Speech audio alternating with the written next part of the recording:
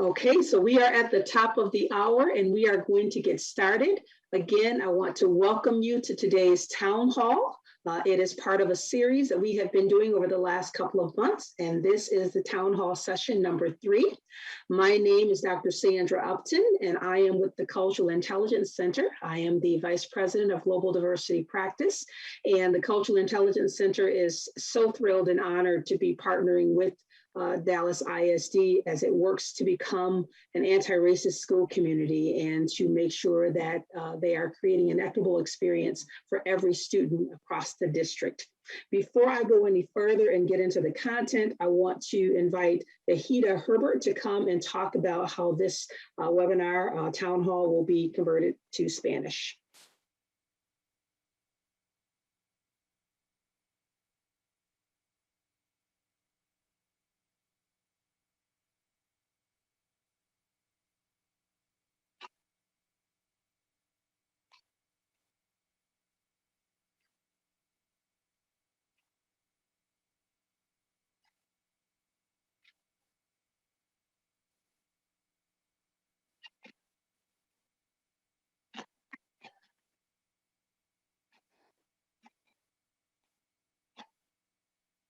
Thank you. And once again, welcome everyone. We are just so delighted to see the turnout that we are having for tonight's town hall. As I mentioned, I'm Sandra Upton, and I will be facilitating our conversation tonight. As you can see on the screen here, there are 3 primary purposes for tonight's webinar or town hall.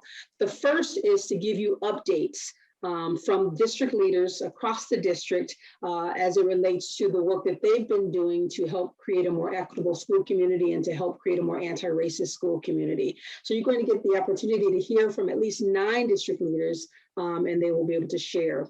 The second thing, which I think is the most important and exciting thing about our time together this evening, is that you will have the opportunity in this town hall to ask questions.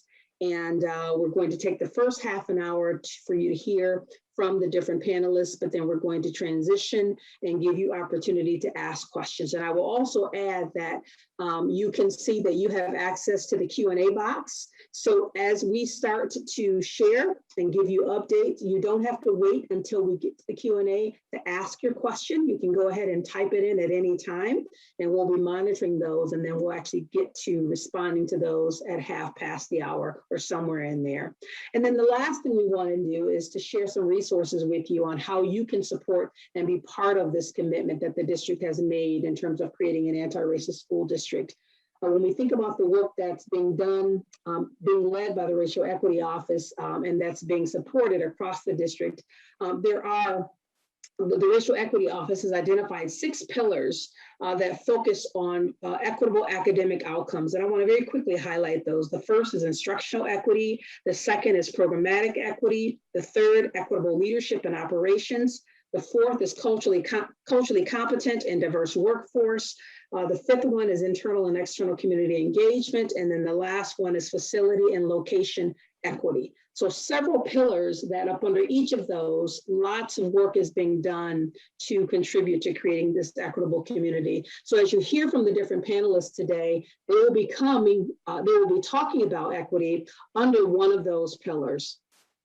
So what do we mean, just as a quick refresher, what do we mean by cultural intelligence, and what does cultural intelligence have to do with a district like Dallas that's wanting to become more equitable and wanting to create an anti-racist community? Well, it has everything to do with the work. We believe that it's actually the foundation and strategic link to you moving in the direction of continuing to close equity gaps. But the way we define cultural intelligence is simply what you see on the screen. It's the capability to function and relate effectively in culturally diverse situations. So if we are going to become more equitable, if we're going to make sure that we're inclusive, then we have to make sure that our teachers and our staff and our students and our families all have the capability or skills to be able to work together effectively across cultures. It's not enough for us to just be sensitive to all of the differences and diversity that's represented in the school community. It's not enough for us to just be aware, but it requires a set of skills. And so if we're going to, again, move in this direction to create this equitable community, we have to have the cultural intelligence and the skills in order to get there.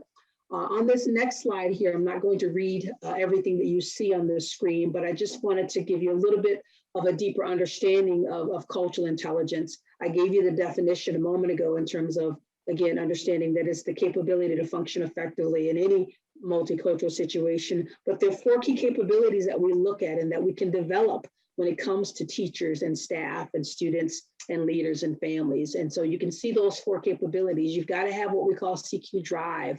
You've got to have a motivation, and you've got to be persistent, and you have to have confidence when it comes to understanding each other better and working together more effectively. The second capability is what we call CQ knowledge, and that's an understanding about how cultures are similar and how they're different. If you're a teacher and you're in the classroom and you don't understand what are some of the cultural differences of your students and what that means in terms of the different values that they bring into that experience, it's going to be challenging for you to think about how you can adjust your teaching style in order to accommodate that diversity.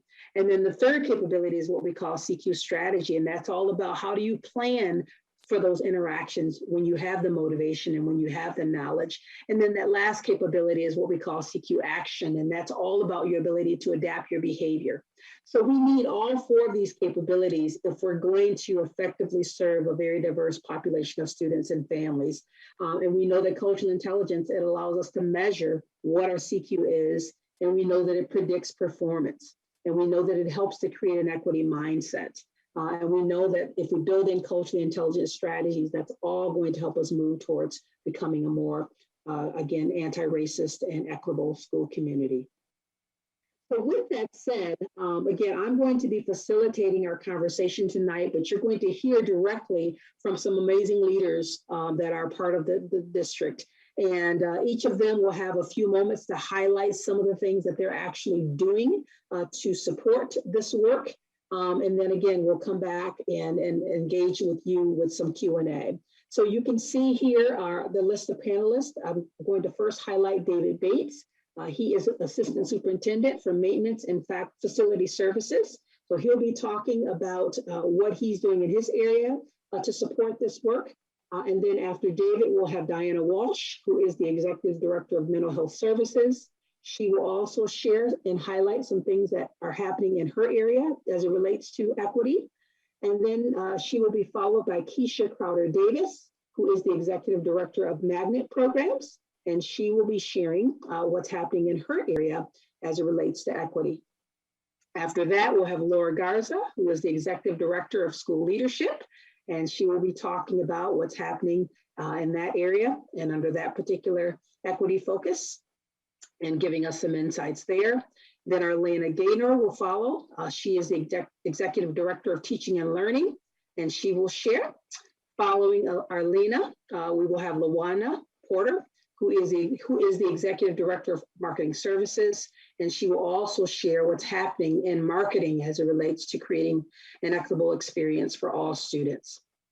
And then we will have Dr. Sharon Quinn, who is the Deputy Chief, of the Racial Equity Office, and she will be sharing the work that's happening in that office, followed by Vince Reyes, who is the Assistant Superintendent of School Leadership, and then last but certainly not least, Priscilla Soltrin, who is the Director of Staffing and Human Capital Management, and she will be sharing. So again, a very diverse team of panelists who will be giving insights around the work that they're doing. So again, don't hesitate to start typing in questions and comments as you're listening to these different panelists, and we'll do our best to answer as many of the questions as we possibly can. For those that we are unable to answer during this session, we are going to be tracking them and taking notes and do our best to do some follow-up with you to answer some of those other questions on a different platform, okay? So with that said, let's jump right into hearing from our panelists. And so again, our first person that will share is David Bates. Again, he is the Assistant Superintendent in Maintenance and Facility Services, and his equity pillar falls under Facilities and Location Equity. So with that, David, I'll let you jump in and share. Well, thank you. I'm happy to be here. There's a lot of folks, so that's great. Some of the things that we're doing in my department is we're really taking the CRI, it's a Community Resource Index, and we're trying to implement that not only in the bond office, how we spend bond dollars, but with maintenance equity, right? How we utilize our maintenance dollars in some of the highest need areas, and we really apply that community resource index to all the things that we do. Other things are the creation of this lens that I like to call this lens that we apply onto maintenance and facilities, grounds, EHS, all the different departments that we have, to rewrite some wrongs from the past that were considered redlining. So we really look at that, especially when it comes to indoor air quality in the areas that are affected the most by asthma. So we use that lens. And then last, I'm just one person, so I really work on empowering my staff, because you know that folks will support what they help create. So that's what we're doing in maintenance and facilities. Thank you. Fantastic. Thank you so much, David. That sounds really exciting. Diana Walsh, again, Executive Director of Mental Health Services. She will now share the work that's happening there. Hi, good evening. My name is Diana Smith. I'm so excited to share the work of mental health services. We work incredibly closely with many departments here in the district, including racial equity, discipline, social emotional learning, and counseling.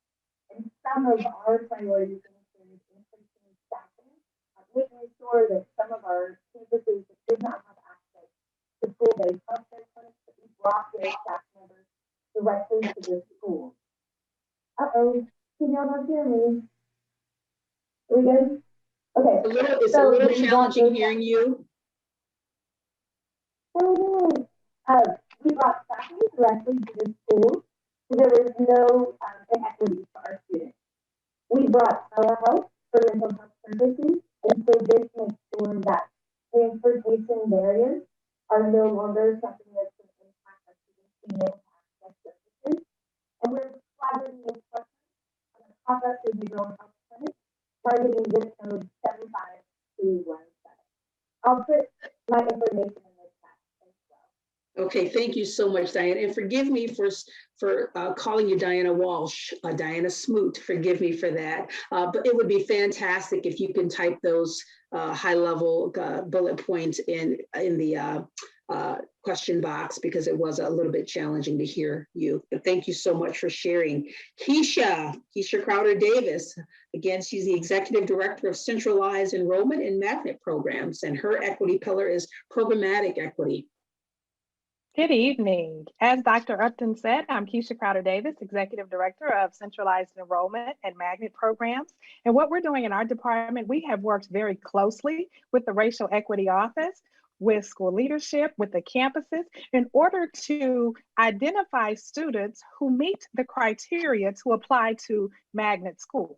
We saw that we were having students who were not applying from various neighborhoods. So not only did we identify the students, we identified the feeder patterns where students were not applying to our magnet programs for. We identified the Lincoln, the Madison, Roosevelt, Carter, and South Oak Cliff feeder patterns first. And then we also set these individuals or set the students up with a mentor. So we identified the feeder pattern. We identified the students who met the criteria to apply for the various magnet programs, and we identified a mentor to help the students. We had a Let Us Help You Choose Dallas ISD campaign. So the students received targeted marketing, targeted materials to invite them over to various Zoom Discover events that we had. And the mentors also were from the feeder patterns that we worked with. And so if I attended, I'm just going to say Bushman Elementary School, I had a mentor at Bushman Elementary School who would help me through the application process. So this was a well-needed initiative that we've been working on with Racial Equity Office for quite a while. So we were really excited to see all of the students who applied. That's fantastic. Thank you so much, Keisha. And I just want to again say to those that are listening in, this is a lot of information that you're learning. You've got 9 different panelists that are sharing. So don't wait. If you have a question as you're listening to this, go ahead and type those in now rather than waiting until half past the hour when you may have forgotten, because you're getting so much great information. But again, thank you so much, Keisha. We'll now transition to Lara. Garza, who is the Executive Director in School Leadership, and her pillar is Equitable Leadership and Operations. So talk to us a little bit, Laura, about the work that you're doing. Thank you for having me here today.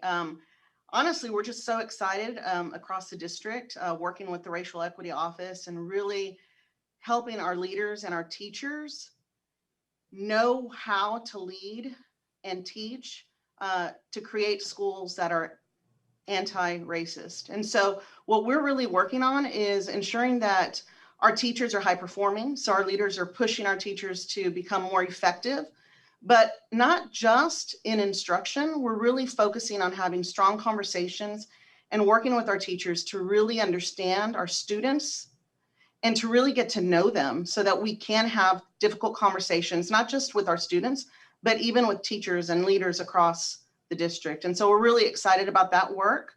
We're also really working on making sure that the conversations that we are having are asset-based. We want to make sure that we're having positive conversations and leading, knowing our students. And that is number one, just making sure that we're providing our students everything that they need.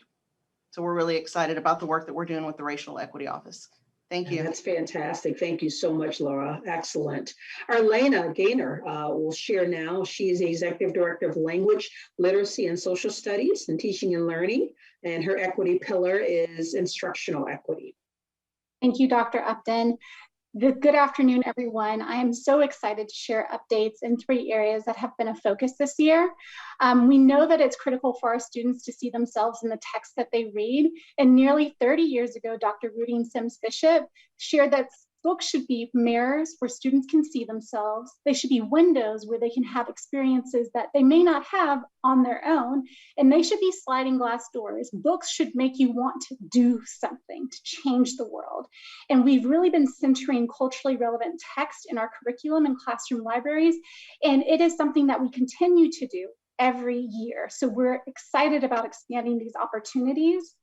Additionally, access to pre-AP, which is now going to be called honors courses next year, has been a focus.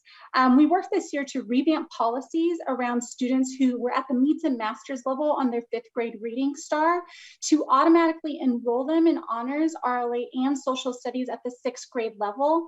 And our goal is to increase the number of African American and English learners in these courses and to prepare them for the AP track in high school. And so as a side note, anyone can enroll in honors courses no matter what their scores are. It's really all about interest and motivation. And the final focus area I'd like to share is how our social studies department, led by Ms. Shalon Bond, has been a trailblazer in the state around ethnic studies. And ethnic studies, if you don't know, includes Mexican American and African American studies as a history elective for high school credit.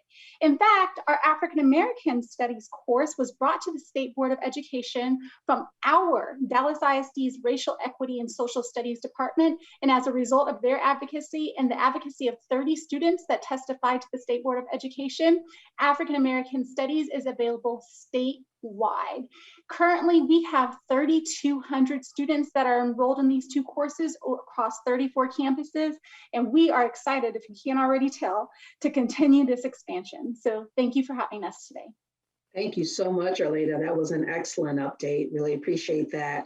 Lawana Porter will share now. She is the Executive Director of Marketing Services, and her equity pillar is internal, external community engagement. So it will be interesting to hear what work we're doing in marketing as it relates to equity. Thank you, Dr. Upton. Greetings to everyone who's on our call today. In all the work we do in communications to inform employees and the public, in communications, we take care to ensure our work reflects the rich diversity of Dallas ISD. Photography, writing articles, storytelling, marketing our programs across the district, some of the very programs that you're hearing about today. We also produce videos, we pitch to the news media, we work with volunteers and partners, and of course, our wonderful translation and interpretation services department that makes Lawana, I'm not sure if you can hear us, but you froze up. I think you're back now. You can unmute and go ahead and continue with your comments.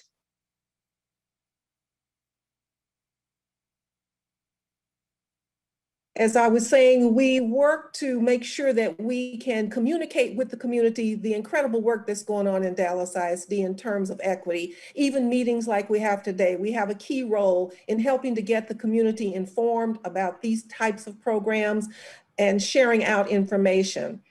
As a product of Dallas ISD, and I went to school here, I'm all in, along with all my colleagues in communication, to tell stories that honor who we are as a district and the varied and complex pathways we've all traveled to get to the present moment. And as an example, I would like to share, if my screen cooperates with me here, a wonderful resource that we have called the Voices page.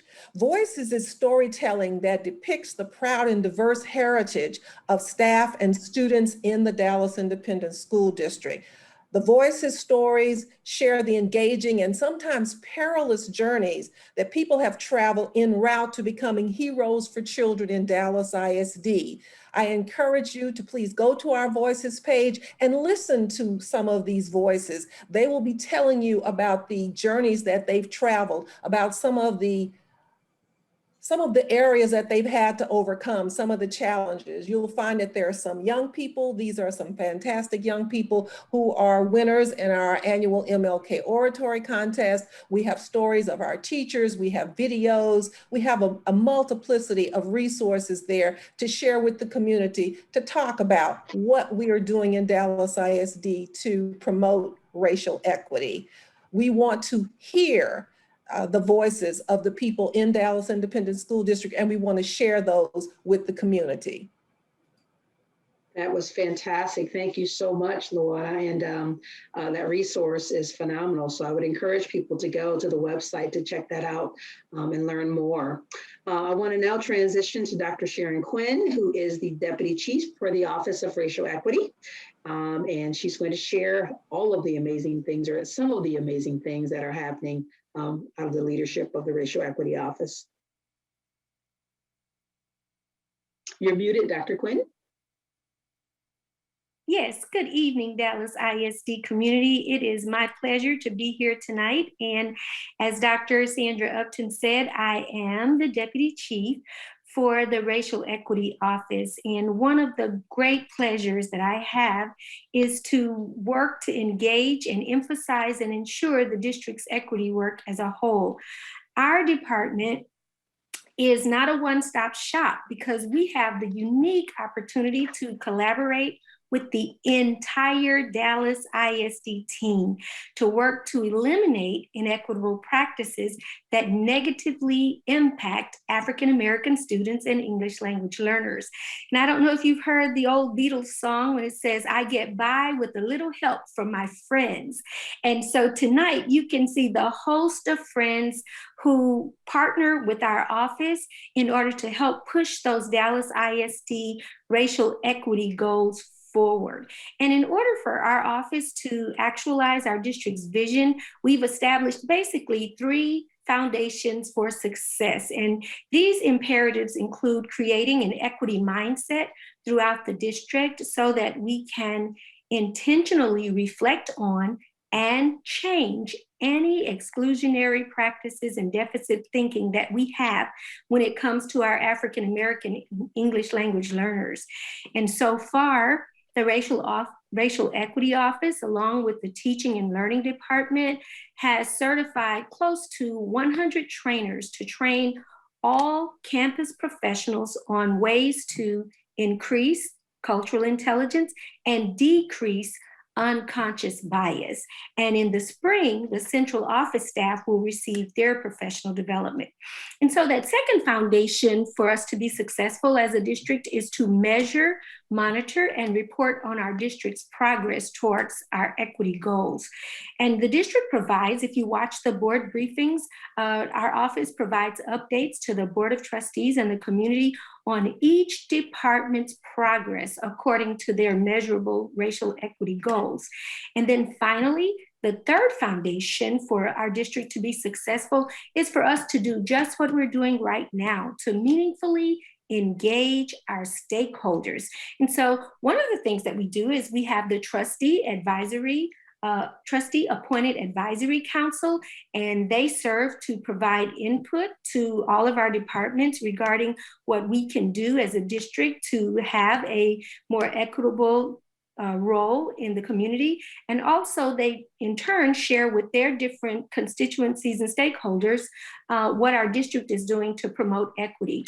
And then lastly, what we do is many of you were part of the first webinar that we had where all of our district chiefs, the division chiefs, shared their equity work and visions for the district. And then we had in the second webinar where we had advocates in the community who shared their work and their hopes and aspirations for how we would dismantle racism and become an anti-racist school community. And then tonight with the town hall, as Dr. Upton said, this is your opportunity coming to you straight from the Racial Equity Office in partnership with all of our departments and our partner in cultural intelligence, Dr. Upton, so that you have an opportunity to hear, to share, and to give feedback and input. So we appreciate your attendance tonight, and I promise you that it will be a night to remember. Thank you so much, Dr. Quinn. And the questions are coming in. This is great. So we will get to those shortly. But before we do that, we've got two more amazing voices that we want to hear from. And the first being Vince Reyes. Vince is the Assistant Superintendent of School Leadership. His equity pillar would fall under internal and external engagement. So Vince, why don't you share with us a little bit about some of the work that's being done in your area? Yes, good evening, everyone. I'm Vince Reyes. I'm excited to be here tonight. I oversee several projects and departments in the Office of School Leadership. The main project I'm overseeing right now is eliminating out-of-school suspensions for discretionary offenses, level 1 and level 2 offenses, and also reimagining how we do ISS. I couch this work under the umbrella of equity and access to classroom instruction because too many of our students of color are being removed from the classroom for discretionary items that, in the words of kids that I've held focus groups with already, are dumb reasons. Anything from being spitballs to being tardy on too much. So we're removing our kids of color from instruction and sending them to an ISS room where they just sit there all day. And in some cases, sending them home for 2 or 3 days where what are we doing? Sending them back to an environment where they're not getting access to classroom instruction. So that's the umbrella. We're moving as a district. We've already established for our early learning grades that we would not have suspensions, and we're looking at taking this district-wide for all grade levels with the appropriate supports for our students. If our students are sent to a ISS room, we're going to redesign that. We're going to blow that up and make it a reset center or a reboot center, where in those rooms our students will be provided with the types of supports that they need to better understand this is the way I need to function inside of a classroom.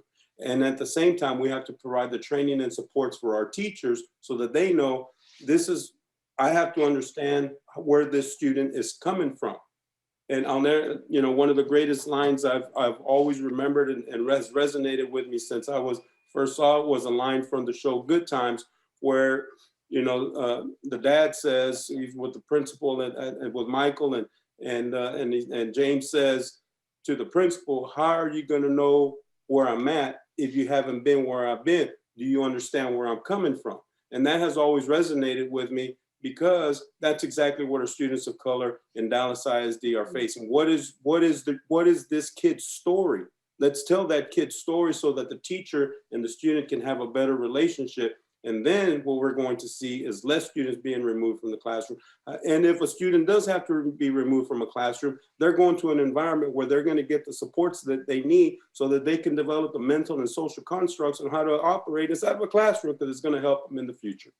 So that's what I'm working on. Yeah, that's fantastic. That's a major task, and that's very exciting to see the work that's happening in that area. Much needed. Last but not least, again, Priscilla Soltran, who is the Director of Staffing. She's in the Human Capital Management Department, and her equity pillar is culturally competent and diverse workforce. So she's going to share with us a few points around the work that's happening in her area. Thank you very much, Dr. Upton. And it's a pleasure to be here with my colleagues and all the guests that are attending the town hall. And just wanted to talk about how human capital management has intentionally been addressing instructional equity for Dallas ISD. As you may know, we already have a very diverse staff and student population. However, when you begin to slice that data, you find areas that need to be addressed. And so research has shown that students of color benefit in their academic and social and emotional development in the classroom by having a teacher of their same race and ethnicity. Our district research has shown that while we have more African-American male teachers in secondary, we have less in the elementary level. And so our recruitment team has been strategically and intentionally and passionately been recruiting African-American males and training them to be in the classroom. And so last fall, our chief announced that we had recruited 13, and this spring we were able to add 8 more to that program. And while 20 or so might not seem like a big number, they're going to be impacting over 400 students. And we're very excited about that. Another area that we've been working on is changing the way we recruit teachers and select teachers. Our recruitment department has partnered with Infor Talent Science, and what we have done is we've studied our high performing teachers to see what characteristics do they have, what are their behaviors, what are things that make them successful. And with that data of our district, we've created this assessment tool that is unbiased for all of our teacher applicants to complete, and it develops a personality assessment for them, a profile, if you will. And so each teacher applicant gets a general profile, but our principals have access to a more tailored, detailed profile to allow them to see not only do they meet the certification requirements, do they have the requirements on paper, but do they meet the cultural requirements for their campus. So we're doing that assessment. It's amazing to see with our own teacher population, seeing what teachers make our students successful, and that's what we want to replicate. The other side of that is training our principals to be able to use that tool, to how to read that tool so they can make the best selection for their campuses. Thank you. That's fantastic. Thank you so much, Priscilla. And thank you to all of the panelists for sharing the many things that you are doing to really support racial equity and to help create an anti-racist school community. You know, again, you think about the fact that this work is overall being led by the Office of Racial Equity, but it cannot be fulfilled if it is not supported and implemented across the board. And you can just, you know, see with 9 leaders here, each highlighting just 3 things. And I know there are many other things that are happening, but just that's 27 things that are happening right now across the board that are having a significant impact on the district's commitment to this work. So thank you all for sharing, and hopefully those that are listening in learn some new things about what's happening. But again, there is no shortage of questions here. And so we are going to transition and try and get through as many of these questions as possible. And it's interesting because the very first question is actually directed at me. I'm going to be very brief in my response. I do want to respond to you, but I'll be very brief so that we can get to the panelists. And there are many questions that are directed for them. But the question that's asked of me is, what does cultural intelligence do to address unconscious bias? And to answer that question, I just need to first say, when we think about what unconscious bias is, we all have biases. We all have unconscious bias, and it's those subtle unconscious thoughts that we have about other people. And the problem is when those thoughts have a negative impact. So when we think about students, you know, when we have unconscious bias thoughts about students from different cultures and backgrounds, that has a very negative ripple effect. And so we want to be able to manage our biases. The reality is that we may have the thoughts, those thoughts may not go away. The key is to make sure that those thoughts don't make their way into decisions and actions and behaviors that negatively impact those groups. Cultural intelligence helps us to manage that, right? So we know that based on the research, the more you improve your cultural intelligence, your capability to function effectively, so your motivation and your persistence and your confidence and your understanding, your knowledge about the different cultures that are reflected in the district, and then your ability to think about, how do I I have to interact with them differently based on some of those culture differences, and how do I need to adjust my behavior? So developing that set of skills will absolutely control those biased thoughts that will come, and will not allow those biases to make their way into decisions, actions, and behaviors. So the more you increase your cultural intelligence, the more you decrease the potential for biased decisions, actions, and behaviors. So that's the relationship there. Hopefully I answered that. All right, so with that, let's jump to the next question, and it is for David Bates. What are the specific upgrades for the oldest campuses in South Dallas and Southeast Oak Cliff, and is there a list that can be reviewed? So there are specific upgrades that are going to take place at all of our campuses, like secure vestibules, upgrade to security systems, key card readers. We want to really change the curb appeal. My focus is on MEP, the mechanical, electrical, and plumbing, right? I want indoor air quality to be good. There is a list, right? So what's great about this new bond is every school has a specific sheet that line items, everything that, a third party feels needs to be addressed in that school. That's where that CRI comes in too. How and when do we address those schools? And we do it through that lens to address the schools in some of our highest needed areas first. So those are some of the specifics. I have some really great community members that are involved with, the bond program and upgrades to their campuses. And while it's difficult work, it is necessary. So I encourage you to get involved. We have some great community members that are involved every step of the way, and those campuses are getting wonderful improvements. I hope that helps.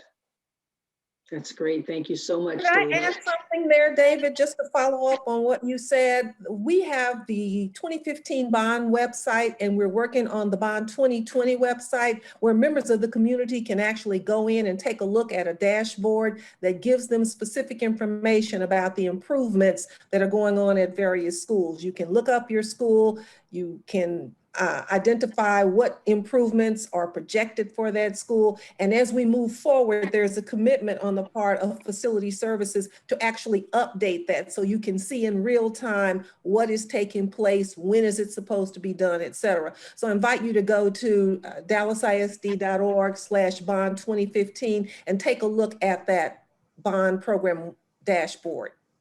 Fantastic. Thank you so much, Luana, for adding that. Dr. Quinn, question for you. So are there any resources that directly apply to students who meet the racial equity criteria? So yes, and thank you for that question. When we talk about resources that specifically apply to students who meet the racial equity criteria, I want us to understand which students we're talking about. We're talking about our African American learners, and we're talking about our English language learners. And so everyone that you see on the panel has specific resources that his or her department offers to those students, our African American students. That's what we're talking about with regards to the Racial Equity Office. It's how we can close achievement gaps for those students and offer differentiated support and services to our African American and our English language learners. I do want you to know that from our office, every single school has what we've designated as a student advocate to make sure that our African American students are being carefully supported, understood, heard. We have tutoring services that are provided for those students as well. We also have the African American Male Initiative, and I don't want to get into any of the other departments' work, and you guys can chime in as you want to, but each department has specific services that they offer specifically to help us close those gaps for those identified African American English language learners. In addition to that, we have the culturally relevant text. Our office has been supportive in providing relevant library resources so that our students can see themselves in the literature that they have presented to them on a daily basis. So teaching and learning is involved in it. We've been training our teachers how to be culturally sensitive to provide support and assistance to those students. And just about everyone, you heard Vince Reyes say, we are working to ensure that we don't overly identify students for being suspended. We have someone on the call from special ed to make sure we are not just making sure that we don't provide labels for our students with regards to emotionally disturbed special ed labels. And so we are all, as a district and as a department, looking to see what each of us can do through a lens of how do the decisions that we make adversely affect our students, and what can we do to change that so that every African American and EL student can have the same level playing field that all of our other students have. Great. Thank you for such a comprehensive response there, Dr. Quinn. Several more questions here, so we're just going to keep going. So this one is for you, Vince.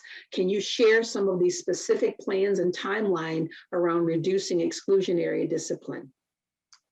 Yes, ma'am. So we started this work early in the fall, and part of the process is looking at what are the systems of supports that our schools need to effectively reimagine the ISS, to effectively reduce out-of-school suspensions and eventually eliminate out-of-school suspensions. Again, only level 1 and level 2 offenses. Level 3 and level 4 are required student removals, and we can't do anything about that. That's the law. Well, we can, but that's for later on down the road, work with some legislatures. But this is just for level 1, level 2. So what are the systems of supports that schools need? What are the training that our teachers need? What are the supports that our principals need to effectively do this? One of the supports is getting an additional allocation that'll be an additional staff person on the campus that their sole task is this type of work and working with our students. We presented to the Board of Trustees last Thursday, and one of the things that they brought up is to get some type of professional, not just a teacher, but a professional person that deals with behavioral issues and things like that, mental health services, that they can provide additional supports for our students above and beyond what a teacher might do. Although I would argue there's some pretty darn good teachers that do some good stuff without that type of training. They probably have training, but they're good at it. And then the other thing is looking at policy. What are the things that we need to look at in policy? And the work has already started. Dr. Quinn's office, Racial Equity Office, Michelle Wright has already started looking at, and it was a full, page and a half of language in policy that what it does is it shows the power of the adult over the student, right? And that's what a lot of time happens in the classroom, is that power struggle between the adult and the student, especially at the high school level, and especially even at the middle school level when kids are getting out of control. And I started at middle school, and I'll never do that again. I did it 1 year. And so, but what are the different types of supports that our teachers need to be able to more effectively manage classroom and keep the kids in the thing? So we've started that. Our goal is by the June board that we have policy approved by the Board of Trustees. Hopefully they will. They were in full support of the work when we presented last Thursday, but we'll have some policy revisions. We'll have a budget that will go along with the June budget, as our June board is usually it is our budget month for the budget approval. So we're on a very accelerated timeline, and our goal is to launch this for the 21-22 school year. We are currently engaged in a design thinking process, so we're working through all of this. In that process, we'll determine, hey, are we going to do this all schools next year, or are we going to have a certain amount of schools and phase it in? All of that is still yet to be determined, but what is not yet to be determined is that we are moving forward with this, whether it's everyone in 21-22 or we have a phased in approach over a couple of years or 3 years will be determined. But we're moving full speed ahead with reimagining ISS and eliminating out-of-school suspensions for discretionary offenses. That's fantastic. Thank you so much, Vince. That was an excellent response. Lots of details there. A question for Laura.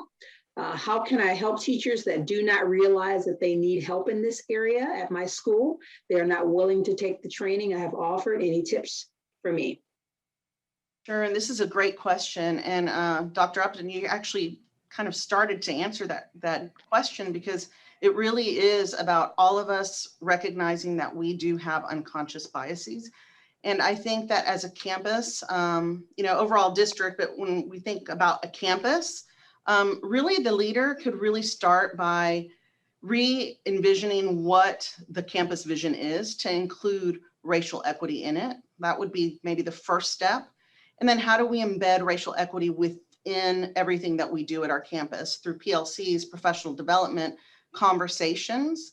And then the next piece, I would say that we really work with our leaders. And so the leader, if they have this concern, can work with the executive director to really think through how can we incorporate this on our campus so that every teacher recognizes the need. And then the next step might be that the racial equity really start looking at how can we make this a non-negotiable for all staff members that work in Dallas ISD. Yeah, those are some great points. And I would just add, I know one of the things that we've been very intentional on as it relates to the cultural intelligence and unconscious bias training is to provide them with actual tools and resources. My experience is that people resist often because they don't see how it connects to their role, and they walk away from that training experience feeling like I still don't know what to do. So we've been quite intentional about giving them actual strategies for how to be better, whether that's in the classroom, whether that's in a co-curricular experience, whatever that might look like. So maybe even just more emphasis on helping them understand that this is really all about helping you be better at what you do. Not that you're doing a bad job, but let's make you better so that we can more effectively serve students, all students, in an equitable way. And we're going to give you tools and strategies on how to do that. So I think the language around that is really important. Thank you so much, Laura. That was excellent, though. I think your points were right on target. So it's a combination of all of those things. Arlena, question for you. Do we have plans to add Asian American studies into curriculum and add Asian American books to the library? Excellent question. So we currently have, so classrooms have access to like 3 buckets of text. You have text from the adopted textbook that everyone has access to. There are classroom libraries which have books that are typically from the teacher's personal collection and books that we provide. And then there's the school library. The school library definitely has Asian American representation in there. Gay Patrick, who is the director of Library and Media Services, talks about representation of all kids in all backgrounds. And so that is definitely there. And the classroom library, it's a little bit smaller, but there is Asian American representation there. But we, again, are continuing to build out those classroom libraries so that students can engage in text during independent reading. And we are continuing to ensure that we have diversity from all backgrounds in those classroom libraries. And the adopted text does have Asian American representation too. As far as Asian American ethnic studies, currently the way in which we adopt courses is that the state will approve standards that are already written, and then we adopt those courses. Right now, we don't have Asian American standards written at the state level, but we know that there's an increased buzz around ethnic studies in general, and we're hopeful that those standards will be written soon, and we, of course, will adopt them and offer that course. Great. Thank you so much, Arlena. Excellent response there. So we have a question in Spanish, which means that I'm going to need a little bit of help addressing that. So if there's someone from the team that can interpret that question for me, that would be great. And then we can direct it to someone. Actually, the question's further down in English. It's my scholarship was not honored because he is documented. Okay. Called the district and we did not get an answer. Okay, and that may be a question that we might want to address offline, I'm thinking. It sounds like a very specific question related to a student, and I'm not sure if anyone would be able to respond to that right now without doing a little bit of homework or research around it. Yeah, this is Vince. If I can get the name and contact information, I'll follow up on that. Great. Awesome. Thank you. Arlena, back to you. Another question. Will the African American studies be offered in the white feeder pattern? That is an easy question to answer because yes, it is already offered at WT White High School. And so if your student is attending that high school and interested in that course, please reach out to the counselor because they definitely have access and we would love to have them in the course. Okay, great. And Keisha, just when you thought maybe you weren't going to get any questions for tonight, we got you. All right. What are the on-campus support for students on the magnet campuses once they are there? Is there specific training for staff to work with kids from the noted feeder patterns who have not had a strong history of attending these campuses? Great question. And Dr. Upton, I knew I would not get away without a question. Great question. Just as we had mentors to support our students through the application process, each of our magnet campuses will also have a mentor to help support our students once they are there. We want to make sure that they are successful in the campus and just have someone to go to when they need assistance with anything on their campus. All of our principals have participated in the unconscious bias training. We are making sure that it has trickled down into the campus, to the teachers, to the selection to the selection committee and everyone on the campus, just so that we are there to support the students.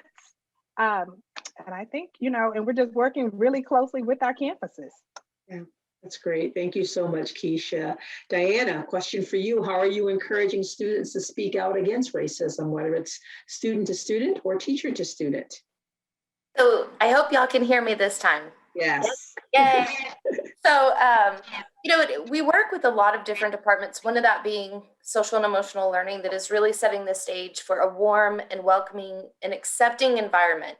Right. So not only are we just accepting others, we really recognize the uniqueness, the individuality, what different cultures are bringing to the table. And so we build upon that in mental health services.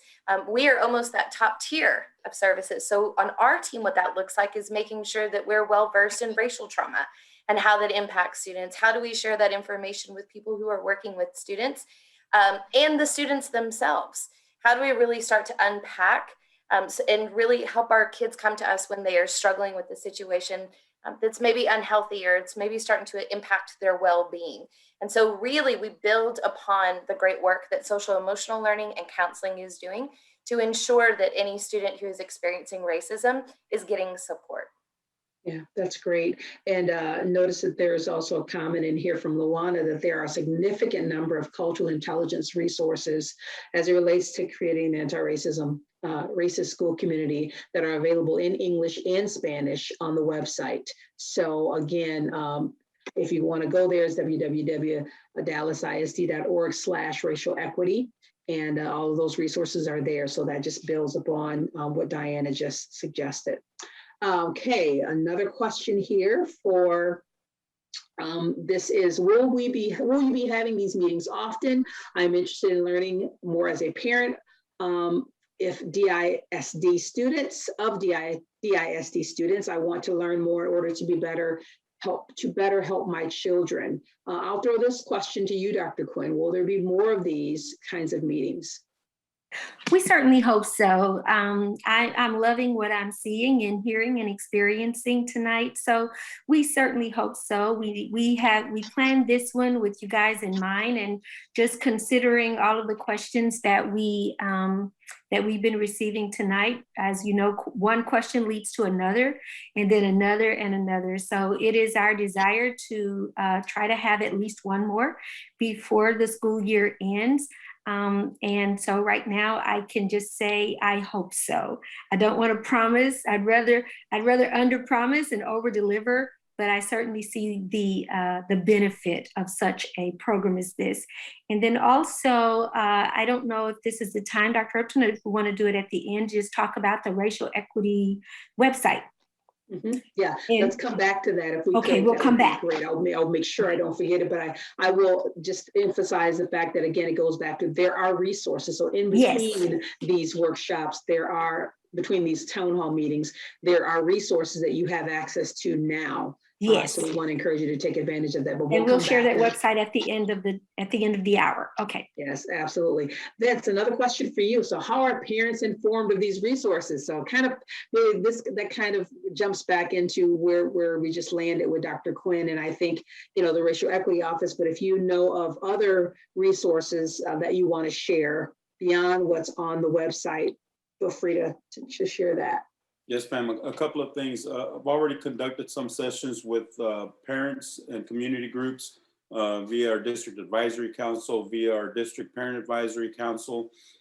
We are in the process now working with our parent and family and community engagement office to schedule out in English and Spanish additional feedback sessions with our parents. We want to make sure our parents clearly understand that our schools are safe, that what we're doing is the best thing for our students and the best thing for their student, that there are still going to be resources in place to make sure that our schools are just fantastic learning environments. So those will be upcoming throughout April, throughout May, as we ramp up towards the June board and get ready to launch this in August. So plenty of, again, in English and Spanish, this type of forum is a great place to be. So for example, clearing up the fact that there are level 3 and level 4 required removals, which is different from a suspension, out of school suspension or an in-school suspension. So we want to make sure our parents are clear that, hey, if someone brings a gun to school, there's some required by law things that student has to be removed to a DAEP or JEEP alternative setting. These are for discretionary offenses. Again, working with our schools to make sure that if a kid is shooting spitballs at another kid, that they're not being kicked out of the classroom for that. That there's a way that we can handle that. And then of course, more serious offense, level 1, level 2 offenses, where a student might need some additional mental health supports so that they can go to this reset center and work with that staff person to get ready to go back to the classroom. And they may be in the reset center for one class period. They might be in there 10, 15 minutes, just enough to cool down, and they're ready to go. So, all right, let's go. And then again, the supports for our teachers to welcome that kid back into the classroom so they can re-engage in learning. Mm-hmm. That's great. That's excellent. So no shortage of resources, but with that, there are no additional questions right now. And we've got 4 minutes before we hit the top of the hour. So I think this is a great opportunity to go back to you, Dr. Quinn, and highlight what resources are available on the website and how we would encourage people to take advantage of that.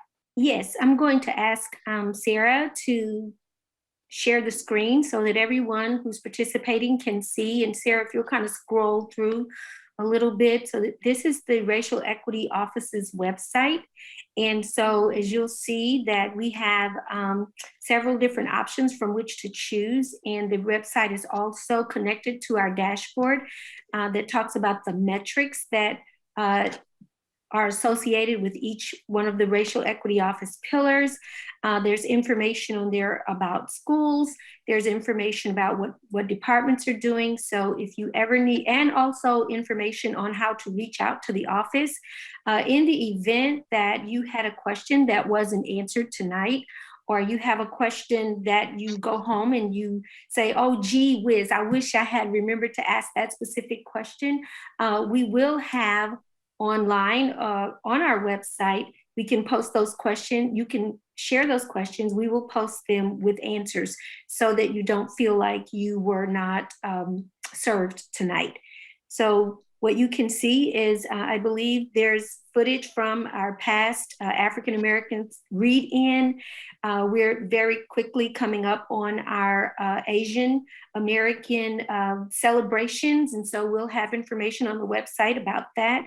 And just a host of resources, information for the community to take advantage of, and then just ways to reach out to the Racial Equity Office. And again, all of our friends who are here tonight, they are also accessible by the different departments that they lead. And so now you have their names, you also have their departments, and any kind of way that we can assist, and that's what we would like to do. So thank you, Dr. Upton.